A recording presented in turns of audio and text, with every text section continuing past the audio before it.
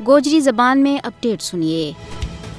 एक पास है भारतीय गासिब हुकूमत अपनो हक आज़ादी मांगण की पादाश में अपने ज़ेर तसल्लुत जम्मू कश्मीर में 10 लाख फौज के जरिए काड़ा कवानीन के तहत गिरफ्तारी, कत्ल गारत गरी, इज्जत की पामाली, दौरान हरासत हलाकत, जिमिया वर कब्जो और दूजा जालमाना हरबा जारी रखी हुई है। और दूजे पास है मोदी हुकूमत का चेला चांटा यके बाद दीगरे कश्मीर की यात्रा करके बैनुल अक़वामी बरादरी की अखियां में धूड़ कालन की नाकाम कोशिश कर रहे हैं कि कश्मीर में सब अमन है। भारतीय वजीर दाखिला अमित शाह को दौरो भी इसी सिलसिला की एक कड़ी है। अमित शाह को दौरो कश्मीर RSS का कश्मीर मुखालिफ एजेंडा ना आगे बढ़ाने की कोशिश तो सिवा कुछ भी नहीं है। भारतीय सफाक हुक्मराना की तरफों कश्मीर यात्रा मजलूम व महकूम कश्मीरियों वास्ते कोई मानो नहीं रखती। बेशक वे कितना ही पारसाई का दावा करें, लेकिन कश्मीरी अमित शाह ना एक मुजरम का तौर वरी देख रहे हैं। अमित शाह वो मुजरम है जो रोजाना की बुनियाद पर भारतीय कज़ाक फौजियों की तरफों की जाने वाली जालमाना कार्रवाइयां की निगरानी कर रहे हुआ है।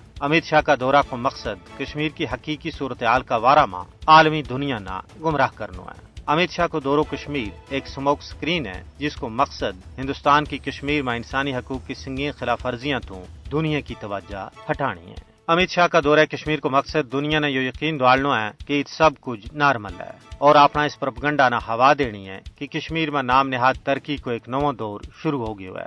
अहले दानिश को कहना है कि कश्मीरी अमन और तरक्की के खिलाफ नहीं, लेकिन भारतीय गुलामी का तोकना तोड़ना उन्हें को अव्वलीन मकसद है।